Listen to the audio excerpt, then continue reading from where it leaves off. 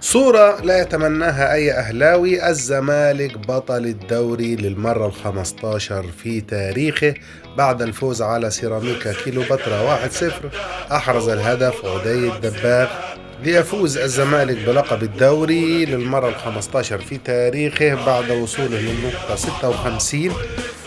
يليه نادي بيراميدز الذي فاز على نادي سموحة 2-1 ب 54 نقطة، والأهلي ثالثا ب 53 نقطة. وموسم للنسيان للنادي الأهلي الذي سيشارك في السوبر المصري بالكرت الذهبي الذي تعود عليه نادي الزمالك، لكن الآن دارت الأيام وأعطت ظهرها للنادي الأهلي، وها هو يلعب في الكونفدرالية وها هو يلعب بالكرت الذهبي في السوبر المصري. وأخيرا ترتيب مجموعة الحسم: الزمالك الأول ب 56 نقطة، بيراميدز الثاني ب 54 نقطة، الأهلي الثالث ب 53 نقطة، وسيراميكا ب 44 نقطة في المركز الرابع، والمصري في المركز الخامس ب 40 نقطة، وإنبي في المركز السادس ب 36 نقطة، وأخيرا سموحة في المركز السابع ب 31 نقطة. في النهاية ذهب الدوري لمن يستحق بعد معاناة كبيرة في إيقاف القيد.